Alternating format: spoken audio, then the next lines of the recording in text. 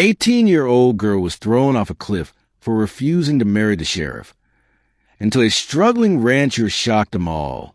The wind howled through the canyons of Red Rock Ridge, kicking up dust that stung the eyes and choked the lungs. From the edge of a jagged cliff, they watched her fall, slender, bruised, barely conscious. The men turned their backs before she even hit the water below. "Should have said yes," muttered one of them, adjusting the sheriff's silver star on his chest. Sheriff Toller spit over the cliff's edge, jaw clenched. She'll be buzzard meat by morning.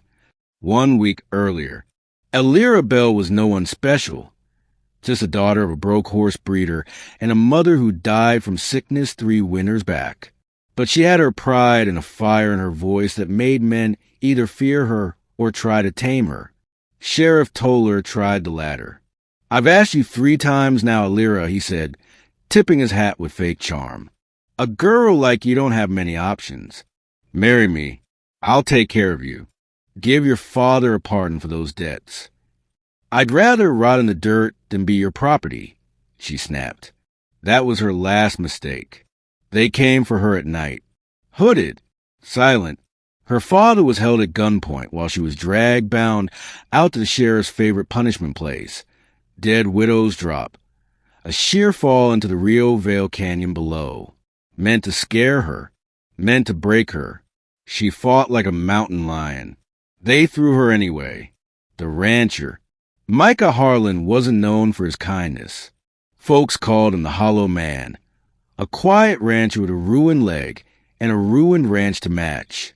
His cattle were sick, his barn was a ghost, and the town had written him off as useless. But he hadn't always been that way.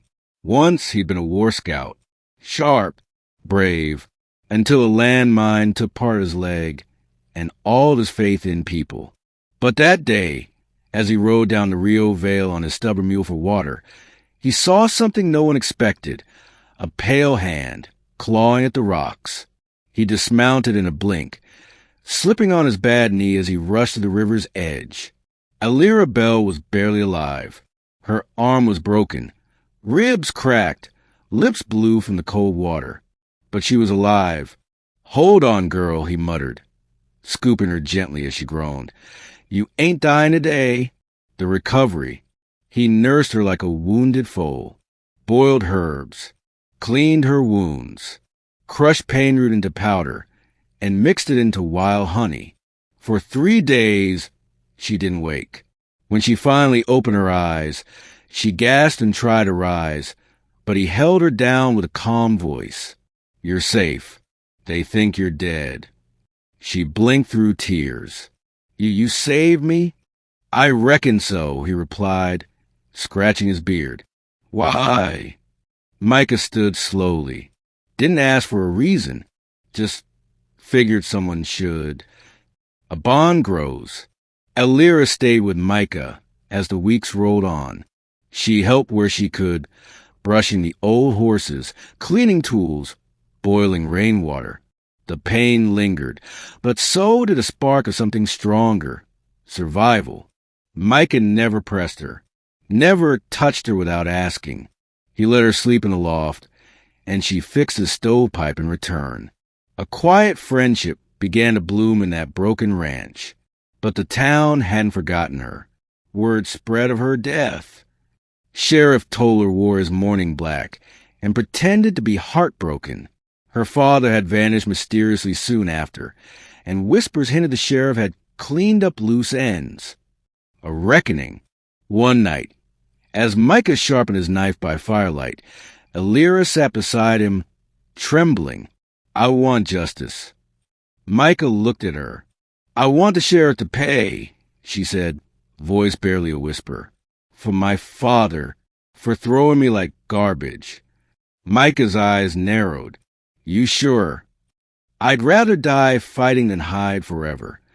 Micah said nothing, but the next morning, he opened a rusted trunk in the cellar and pulled out an old cavalry coat, a worn rifle, and a boot knife with notches on the hilt. The return.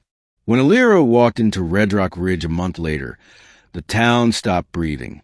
She wore a wide-brim hat, one of Micah's old coats, and a bandage still wrapped her arm. Her face was lean, her stride firm. But it wasn't just her return that shocked them. It was who walked beside her. Micah Harlan, leaning on his cane, rifle slung across his back. The Hollow Man, back from exile. They walked straight to the sheriff's office.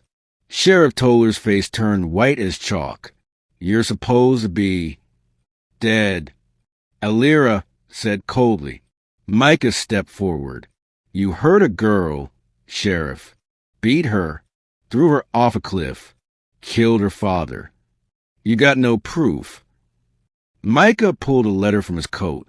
Elira's father's signature, written in blood.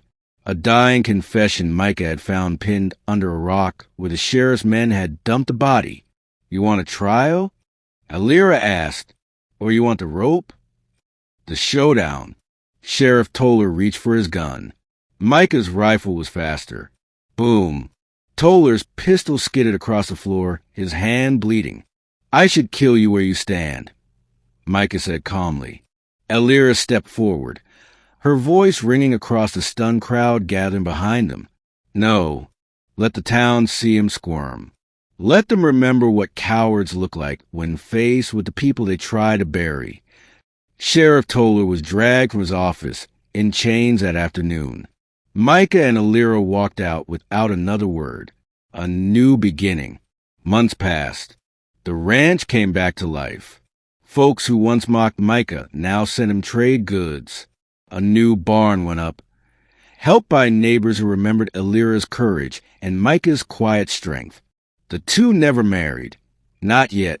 But they shared coffee every sunrise, laughter the fence posts, and stories under the stars.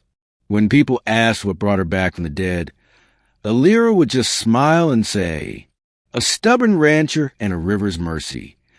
And in Red Rock Ridge, folks remember that even when men think they can throw you away, it only takes one good soul to prove them wrong.